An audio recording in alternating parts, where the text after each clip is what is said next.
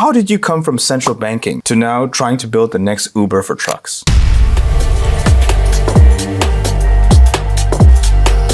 Today's guest is Yaasir, founder and CEO at Darub Middle East. We are making the onboarding as simple as possible. No subscription, no setup fee. There's always movement of goods on different points, distribution points, and from these distribution points to retailers and all of that. It all depends on this network. You think Dubai is a more fertile ground rather than Mauritius? Here, the digital adoption rate is high. Everyone is using their phone. Everything is on the app.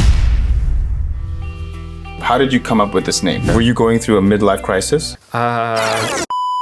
What does success mean to you? It's like going in a war zone, convincing everyone that this is the thing. If this doesn't work out, it all fails. Do you have some kind of safety net? I don't. But what will you do for money if, let's say, this goes wrong?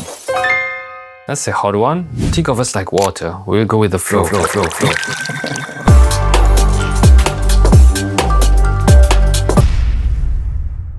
What's up, guys? Welcome back to another episode of the Traders Brawl podcast, where we feature entrepreneurs, money gurus, business leaders, and even fitness freaks on the show. I'm Adel, your host, and if you're new here, welcome. Today's guest is Yaasir, founder and CEO at Darub Middle East. Yaasir stepped out of institutions and now into entrepreneurship. His company, Darub, is a digital logistics platform connecting businesses with verified truck operators, which is essentially bringing the Uber model to freight and goods movement across the UAE. Yaasir, welcome to the show. Thank you. I'm glad to be here. All right, fantastic. It's your first time on a podcast? Yeah, true. Amazing. Yeah. I wanted to give the audience a chance to know more about you. So if you could introduce yourself in your own words, that'd be great. Okay, so as you said, I've been in the banking, commercial banking, central banking, and commodities market. So together around 9 years or something when they add the central banking and all. So I've shifted to this like quite accidentally, like trying to find the pain points where I have a retail business in Mauritius. Right.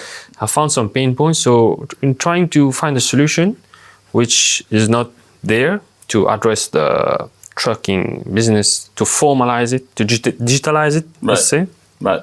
There's always some sort of lack of discipline, lack of sticking to the right time, having the right way of doing it, having the right service to do it.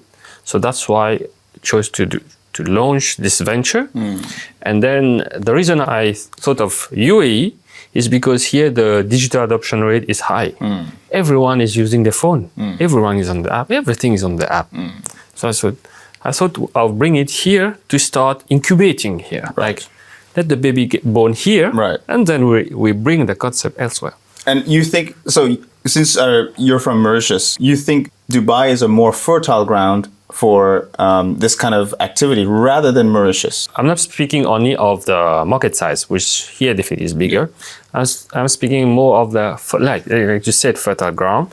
Like here, the market, the atmosphere, the environment, the ecosystem is more geared towards promoting the startup and having this culture of using the app for facilitating different things. Of course, the app is here to make things easier for everyone. Right. It's just a question of the users willing to take this on board into their daily lives. I'm curious to know, what is the genesis of the name Darub? How did you come up with this name? Okay, Darub means route, like the roads. It's an Arabic word. Okay. Yeah. So basically what the trucking business will be having different routes. That's why we chose the word Darub. Interesting. It's very in theme with what you're building. So, and you're very convicted in this idea that the trucking business is a business with lots of money. Definitely. Yeah? Yeah. Why is that? For those who may not know, why is that? You know, there's always goods movement. Like, let's take it from the moment that it lands in the country, that is whether by air traffic or sea traffic. So there's always movement of goods, like from different ports, from different points, distribution points, and from these distribution points to retailers and all of that. So you have the big, like we said, the big channel. I'm choosing some different words, like the big channel and the smaller retailer channel. It all depends on this network. On the trucks, on the routes. And now, from the feedback I've got here, being here for almost 2 weeks, So the feedback I've got here is that things are moving, yes. Things are going, yes. But is it structured properly? Not in most cases. I see. Yeah. I'm not speaking of the big industry players. I'm speaking only for, mostly for SMEs. Here, I've learned that around 800 new SMEs enter only in the F&B sector every year. Only in the F&B sector. So this is what's growing, and you have the retail and all that. So, for example, if you're a new entrepreneur coming here, you might want to have the things easy at your fingertips, other than going around and finding what are the truck operators. For example, if you have to get the quotes from each one of them, and they know that you're a new person, so of course you pay the higher price. Yeah. So we want to benchmark this, but have this easy for the existing existing people working here and the new ones to have an easier platform. Interesting. Okay. Now, one of the things I have, because one of the questions I have, you're building a model that's similar to Uber. You're basically doing Amazon's job by being the middleman to ship item from point A to point B. Yeah, we're speaking mainly of inland movement of goods. Not outside, so you're only within the... only within. So Okay. who knows, maybe later things may go further. When you I wish become, so. Yeah. Is your model like Uber? But you see, the Uber does not own the cars. The Uber is just a middleman. Yeah, are you similar? You will not own any trucks. You are just an app platform connecting client to client. Exactly. Okay. It's actually like a D2C, like driver to customer. Okay. So what our model is mainly focusing on is we're dealing most like D2B, like with the businesses mainly. I won't say there won't be D2C, but like most of the bulk of what we're looking for, like in currently, is mostly like businesses. I see. Which have we are speaking here of bigger needs, like in terms of boxes, in terms of pallets, packaging, not like a small package. Interesting. Okay, interesting. Is there an app? Do you have any competition that you're aware of here that they already use? Yeah, I have seen an app that was doing it here.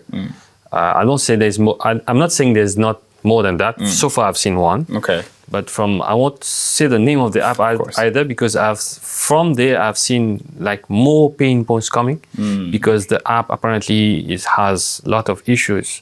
For example, it says even that, for example, if there's a trip fee on the platform, it says that the truck driver is asking for more from when doing the delivery with the customers.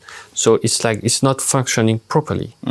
Like it should be all inclusive. Once you're charging customer for a service, it should be straight, flat fee, all inclusive. There's nothing like when you come to the customer, you ask for extra fees for doing this and that. So that means maybe there are some structural issues, but we're planning to do our best to have a good service. I won't say there won't be road bumps, there will be, but from there we'll take it to make things better. Okay. Following up on that, how will you approach trucks to have them work with you? I'm assuming you don't mind if they work with you and other competitors, or you want them to work exclusive with Darub? So far, we have spoken to a few fleets and even to independent truck drivers.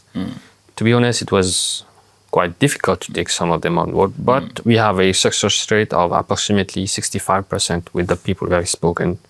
So the more we speak to people, the more we can get on board.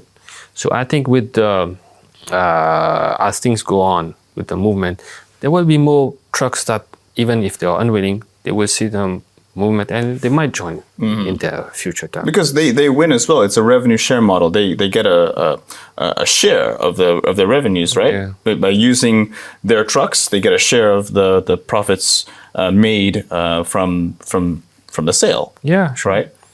Do you know what that split looks like? What that profit share looks like between the supplier, the trucks that you're using, and what you get? We are working currently on a flat fee. We are not having any form of subscription. Also for any new user, any new business owner, we are making the onboarding as simple as possible. No subscription, no setup fee. We're just having a flat fee for the different trips that are being done. I see. So that it is not don't want to be the company who comes and takes margins out of truck owners or truck operators. It will be added to what they will be charging, and it will be billed to the customer. I see.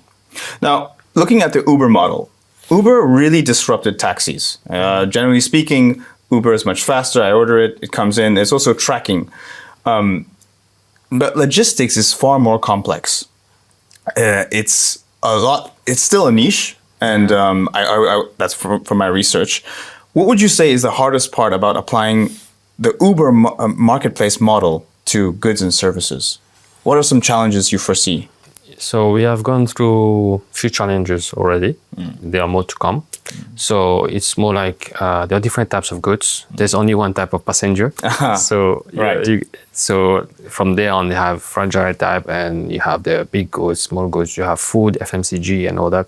Different kind of handling, different kind of storage, different ways of moving them, like the precautions that need to be taken, because of course you want to be having something loaded and unloaded in the same state. But have damages and things go wrong, it will not be good for the driver and for us as well. So we are making it a sort of categorization on the app itself, where you can see the kind of goods, so that the driver will be prepared to have that. And of course, any kind of trip that is being posted, like to the drivers, they just choose to accept it or deny it. It may be that even a driver is onboarded with us, he doesn't want or wish to be doing this kind of trip. It's okay, we'll put on to the next one. Let's say the goods during the transportation gets damaged or broken. What happens then? We are working with some insurance companies to provide some background to this. So maybe in the next few days or months, weeks, you're going to have more clarity on this one. Okay, fair enough. The more advanced question I have, which is in the direction that we're heading, which is more advanced technology, more convenience. China, much of China, is already using drones. Okay, I believe the UAE wants to create drone taxis. What are your thoughts on this? Does this disrupt your model? Because drones have no traffic, but cars and trucks do. Would this disrupt your model? Does this put you at risk for starting something so fresh and new that it might get disrupted by drones?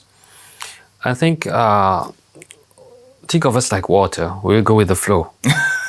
Okay, so actually, as you rightly pointed out earlier, we don't own any fleets. We are just a platform. Correct. So it is like the way things are evolving, we'll move along with it, and we'll make our best, or if not have to be on that kind of level to make the same kind of service move from one kind of vehicle to the next. Right.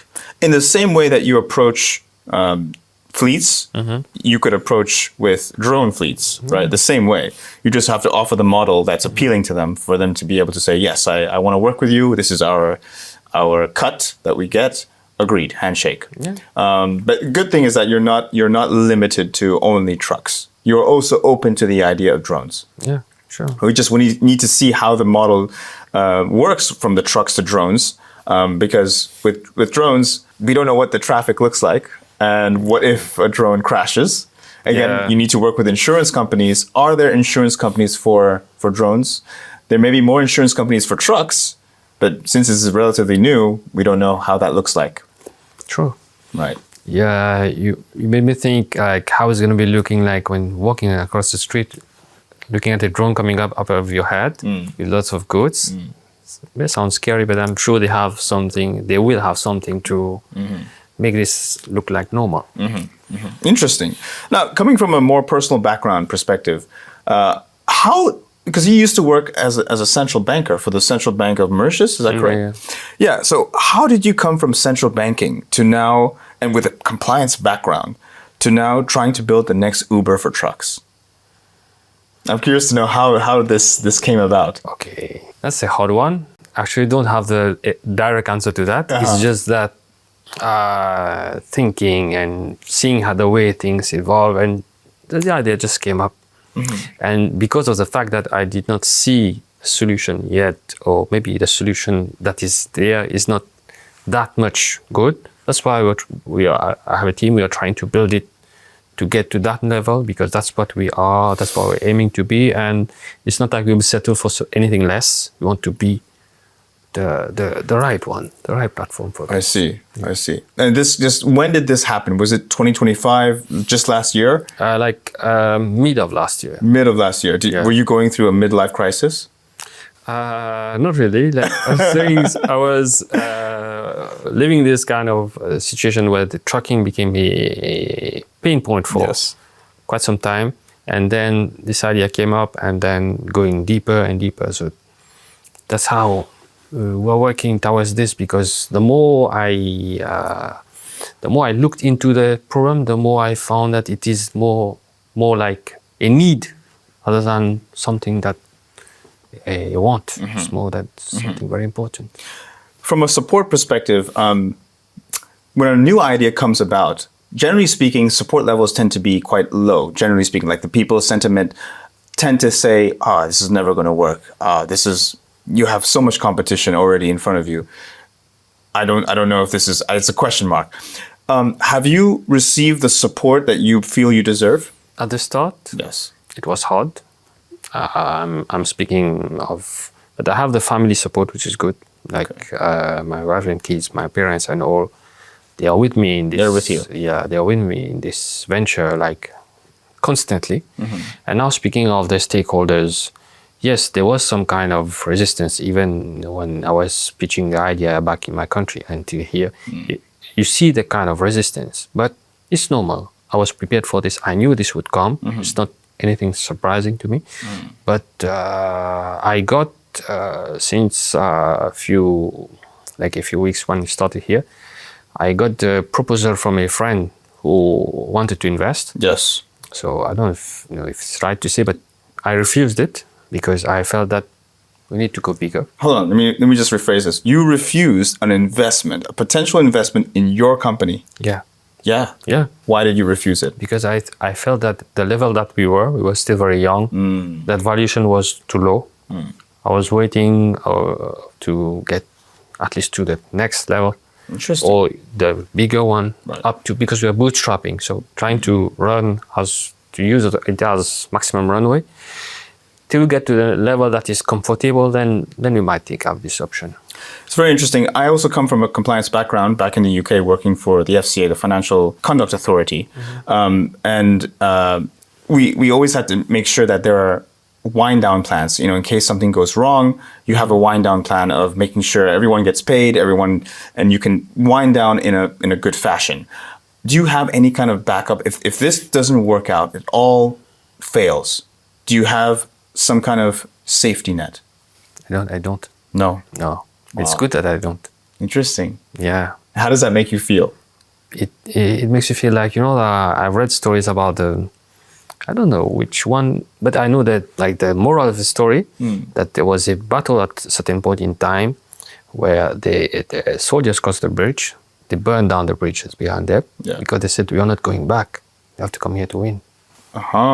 Interesting. Yeah. But what will you do for money if, let's say, this goes wrong? How will you make money to survive? I've read a lot of founder stories. I've read the book The Lean Startup by Eric Ries. I believe there has to be a lot to be done, and constantly done, even if you don't see the results yet. Okay. Keep grinding. The more you grind, even if you don't see anything, it's like you're coming closer to the thing, to at least one of the goals. If not a bigger one, at least you're coming closer to a milestone, let's say. Yeah. It's like taking a bunch of darts, just throwing at it without even looking, and then hoping one of them hits something, and it might catch. Yeah. You continue to do that till it works. I think everyone does this without realizing they're doing this. Everything is risk. Yeah. Exactly. So going to success now, what does success look like to you? What does success mean to you? How would you define success for Darub? Success for Darub, I would not define it in terms of valuation or money. I would define it in terms of widespread usage. At least, even if we're not speaking of numbers, at least even small quantity of numbers or big quantity of customers, at least the service there, the benchmark is there. There are also some services that are elite services that are doing very well. They don't have many customers. but they have this benchmark and doing it well, and it's constantly on the same level. Have to Interesting. be consistent. That's what I mean. Yeah. Okay, so you want it widespread, even if it doesn't make income. No, I don't say that because I mean, like the income will be there. Yeah, Break even is something else. of course. Yeah, because you have to get the traction moving, till we get to the point that you have comfortable That's correct. income. I mean, look, even for Tesla didn't make money for a long time before it started breaking even and then, profit. Yeah. But for a long time, it was a loss making. But it's Elon Musk. Yeah. You know what I mean? He can afford It that. takes risks on a different level. Yeah. Yeah, even with his SpaceX, I saw that he went nearly bankrupt, but still he got back and Yeah. yeah. Okay, you're prepared for that. Not on that level, but at least I'm prepared for that. I'm prepared to go through what it has to be. Yeah. Because it's like, it's like going in a war zone, trying to make a startup. It's like convincing everyone that, this is the thing that you need to have and things like that. And most of the people might be looking away. Some people may be hearing you from far. I say, okay, we'll consider. And some people may be coming closer to you. I say, okay, what have you got? They want to know, they want to see, and say, okay, you've reached this level, then what happens? They said, okay, how far are you? Say, okay, here. Have you started yet? Say, okay, we have done this. Okay. What happened then? They can tell you, okay, come back to me where you're on this level. Or they can say, okay, I'll give you one opportunity. Show me what you can do. Very That's what we need. Because we are ready to go to what it takes, but at least we have proven track record. That's the thing we are working on the maximum. Some people who are watching this don't know the Mauritius mentality very well. And Yeah. I believe you to be quite an international mindset person. How would you describe the mentality in Mauritius? You can be positive, you can be negative, it's okay. To the viewers out there, I love being in Mauritius. I actually love my roots. Yeah. Yeah, Mauritius is a very nice country. Even to people I told them here I'm from Mauritius, they said, "Oh, they heard of it like Yes. a very, very good way in Yes. terms of environment." Mindset is something else. It's true. It's true to say that the mindset is not always to support Mauritian talent in your country. I'm not saying I'm Italian. I'm not Italian. I'm just trying to do something. I mean, if you are in Mauritius want to do something, it's hard. I won't say it's impossible. It's hard to get to people to convince you to accept you on this idea, rather than in a foreign country. I saw that. And you feel that Yeah. even from family members as well? No, family members is something else. Something I mean, else. because they will support you as a person, not like the concept and the company and things like that. Makes sense. And that's why you chose the UAE as a fertile ground to launch this idea. Exactly. Fantastic. We're about to wrap up. I want to finish off with maybe one question, which is going forward, and you've already defined success and everything like that. Beyond money, beyond this business, like what do you want to achieve in this life? Okay. On the ethical and religious part, I want to be a good person that has a good books when I come the time to present to God. Of course, not harming people, having some good deeds on my book. And now on the community perspective, I want to do something that leaves a positive trail behind, like for my children or the next generation. Like, I don't want to have something like a board writing my name on it. No, it's not like something that's good for the community and they are reaping the reward later. Okay. That's my wish. That's it. Yeah, and have enough to live a comfortable life. No need to be very rich to live a good life. Because for me, I quantify wealth as also having quality time with my kids. That's wealth. Having a good time, a good meal, home cooked meal with family. That's wealth. Traveling together, spending time with the parents, living the wholesome life, not just on running after things. Because work is always there. There's other things that you have to do to wrap up and create a good, like you say, ecosystem around your life. I agree with you. When it comes to the wealth side, the money side, do you have a number in mind that you say, or you would say, if you had this number, you are good. You are happy that you could live off this and let the business run by itself. But even if the business fails, you have this number and it's enough. What is that number for you? Do you have one? 1 million, 2 Okay. million. Speaking of which currency? Let's put it in dollars. Dollars. Which currency are you most? Okay, let's speak in US dollars. Maybe I don't know. That's a hard Say it. question. I'm not Just say letting you something go until crazy. you say 50 million? Yeah. Yeah.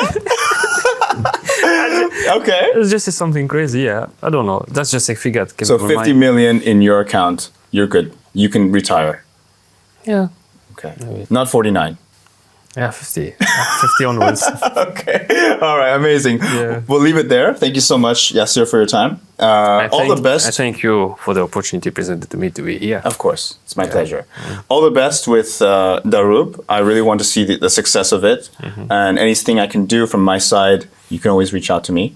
Just before we finish, for those watching, if they're interested to get in touch with you, where can they find you? Okay, so we have a UAE number on our Facebook platform. We're on Facebook, TikTok, Instagram. It's Darub Logistics UAE. I'm also on LinkedIn. Okay. Yaasir button. Yeah. Fantastic. All right, guys, that's a wrap. Thank you so much for watching. We'll leave all the links in the description so you can check out Yaasir's profile. I will leave the links there so you can check him out and also get in touch with him. Do check his website, do visit, and if you're interested in logistics, do reach out. Thank you again. Thank you so much for watching, and I'll see you next time. Cheers!